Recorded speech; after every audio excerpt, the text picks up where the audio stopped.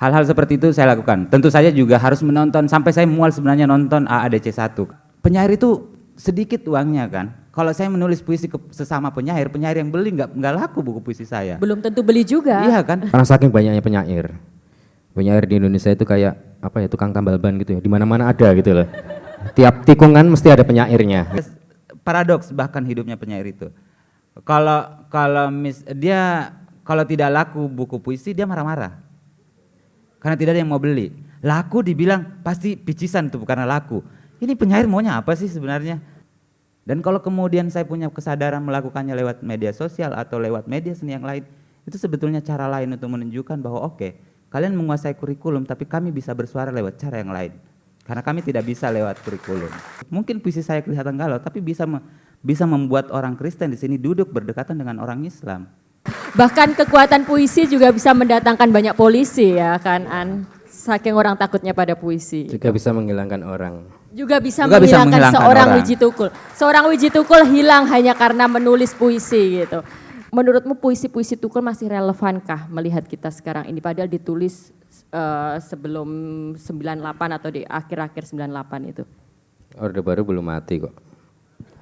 Orde Baru malah beranak pinak sekarang dan dalam wajah yang lebih beragam lagi kan. Tantangannya sebenarnya yang paling sulit adalah karena saya sama sekali tidak pernah ke New York.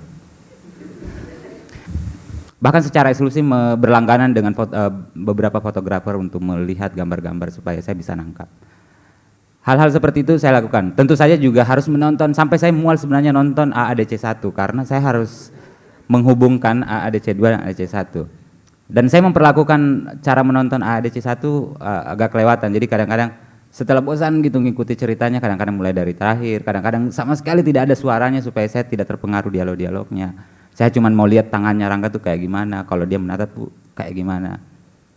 Dan ya semua itu saya lakukan untuk masuk ke karakter Rangga gitu. Jadi sebenarnya selama 6 bulan tuh nggak ada Aan Mansur. Ya. Jadi kamu menulis ini memang sudah ada skenario yang disodorkan ke kamu, jadi kamu menyesuaikan dengan itu? Sebenarnya skenario nggak bisa menyesuaikan karena skenario itu cuma memotret beberapa bagian akhir dari 14 tahun. Saya harus membayangkan justru yang tidak ada di sebelumnya itu. Itu sebenarnya yang repot karena saya harus melakukan riset apa yang terjadi di tahun 2005 sama Rangga. Apa yang terjadi tahun 2006, apa yang terjadi 2004. Itu kan tidak ada di filmnya buat teman-teman yang sudah nonton. Jadi skenario 2 itu hanya semacam membayangkan, oh ini pagar dari 2002 sampai 2014 nih. Saya harus membayangkan kekosongan itu harus diisi seperti apa. Jadi di risetnya di beratnya di situ gitu.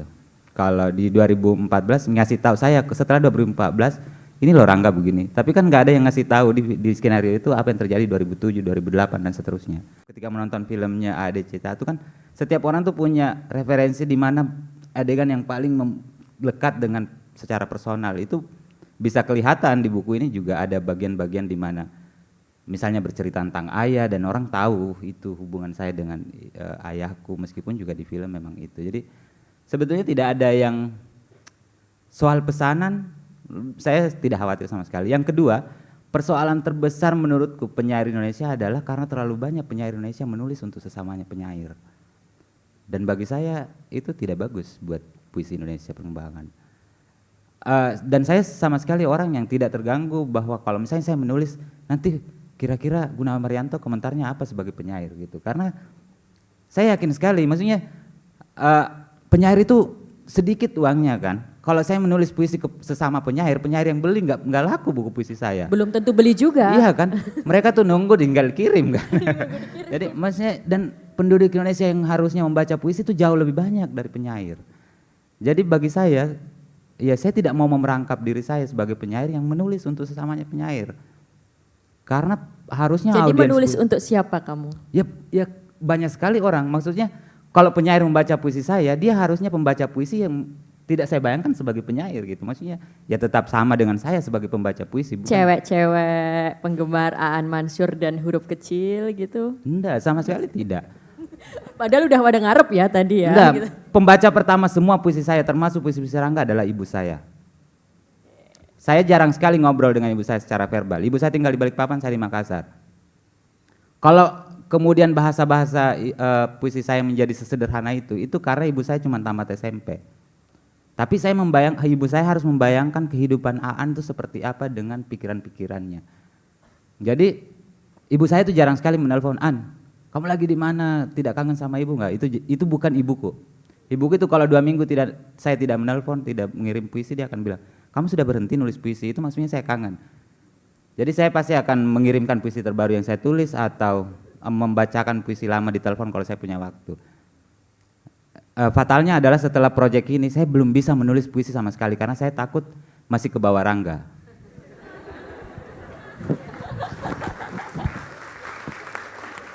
Favoritmu yang mana, An? Dari yang ada di sini yang paling kamu sukai yang mana? Ada beberapa. Yang paling saya suka sebetulnya kan setelah riset gambar-gambar. Ini saya ngasih tahu. Ini juga sebenarnya saya tidak kerja sendiri. Saya bekerja dengan seorang fotografer yang sampai sekarang saya belum ketemu. Jadi puisi-puisi saya setelah jadi akan dikirim kemudian ke fotografer yang tinggal di New York dan dia mengambil foto berdasarkan pembacaan dia terhadap puisi-puisi saya. Komentarnya begini, ketika Moriza membaca puisi-puisi saya, dia nggak mengenal saya tidak mengenal dia. Pertanyaannya adalah, Aan ini sudah berapa lama tinggal di New York? Artinya saya merasa bahwa riset saya tentang New York cukup berhasil menurut orang yang tinggal di New York selama bertahun-tahun. Salah satu yang favorit saya adalah cerita puisi yang judulnya, saya membayangkan salah satu tingkat kesepian, menghibur kesepiannya Rangga itu adalah pergi ke toko-toko buku kecil dan membeli buku-buku puisi untuk menghibur dirinya. Ada satu puisi judulnya, Aku beli The Book of Questions untukmu di hari ulang tahunku. Ini salah satu yang paling saya suka. Meskipun tentu saya tidak masuk di film, tapi ini salah satu yang paling saya suka. Dan kalau saya pergi ke New York, hal yang pertama yang ingin saya lakukan adalah pergi ke satu toko buku yang saya bayangkan dan membeli satu buku. Kalau bisa dapat buku yang saya tulis di sajak ini. Karena semuanya benar-benar imagery dari hasil riset sih sebenarnya. Istirahatlah kata-kata, jangan menyembur-nyembur, orang-orang bisu. Kembalilah ke dalam rahim, segala tangis dan kebusukan, dalam sunyi yang meringis, tempat orang-orang mengingkari, menahan ucapannya sendiri. Tidurlah kata-kata, kita bangkit nanti, menghimpun tuntutan-tuntutan yang miskin papa dan dihancurkan. Nanti kita akan mengucapkan bersama tindakan, bikin perhitungan, tak bisa lagi ditahan-tahan. Itu. Tepuk tangan, sudah merasa bahwa Wiji Tukul benar-benar ada bersama kita sekarang ini. Gitu. Mas Cindil baca puisinya Aan nggak sebenarnya? Aku baca. Kurang benar. Benar. Oke. Cuma aku nggak minta tanda tangan dia aja. Beli bukunya enggak? Belum dong. tentu. Oke. Beli. Menurut Mas Cindil, puisinya Aan bagaimana, Mas? Aku tuh baca beberapa puisi Aan ya, karena cukup banyak kan penyair-penyair ya yang menonjol Aan menurutku gitu, yang kenapa kemudian juga aku baca. Kalau baca semua habis waktu dan nggak bisa nulis juga nanti. Karena saking banyaknya penyair di Indonesia itu kayak apa ya, tukang tambal ban gitu ya, di mana-mana ada gitu loh. Tiap tikungan mesti ada penyairnya gitu loh. Jadi kita harus milih mana penyair yang kemudian itu bisa membuat saya jadi penyair. Karena penyair itu belajar, penyair itu dilahirkan oleh penyair-penyair yang lain. Jadi saya banyak mencuri juga sih diksi-diksi Aan gitu. Filmnya udah nonton kan? Film ADC 2 udah nonton? ADC udah nonton. Berarti tahu puisi Aan yang ada di situ juga? Tahu. Dapat Mas Cindil? Asik sih, pas ya. Maksudku nyambung gitu ya dengan suasana atau situasi puisinya. Masanya nggak terlalu banyak ya puisinya ya. Yeah. Itu kurang puisi itu ADC itu. Padahal ada banyak banget di sini. An, kamu baca puisinya Mas Cindil? Baca, saya pembaca puisi dan saya juga sudah membaca, nggak tahu ini keberuntungan atau ininya, karena saya membaca skripnya Tukul dan ini akan jadi film puisi beneran karena banyak puisinya. Jadi teman-teman nontonlah Tukul nanti kalau keluar. Saya pembaca puisi-puisi Cindil. Justru karena saya merasa ada beberapa penyair yang harusnya, maksudnya kayak bagi saya tidak ada artinya orisinalitas karya saya kalau saya tidak mengenali orisinalitas orang-orang penyair-penyair lain gitu. Jadi saya tuh lebih banyak kemudian menemukan siapa saya dalam menulis puisi dengan cara mengidentifikasi siapa penyair yang bukan saya. Jadi selalu seperti itu. Saya membaca, meniru, mengutak-ngatik puisi-puisi orang sampai saya merasa bahwa cuma Gunawan Marianto yang bisa menulis seperti Gunawan Marianto. Karena dan itu membuat saya sadar mengelola bahwa cara berpikir saya berbeda sekali dengan dia. Cara saya memandang bahasa berbeda di beberapa bagian. Siasat-siasat yang kami tempuh ada di beberapa hal yang sama, tapi pada saat bersamaan tidak bisa saya lakukan gitu.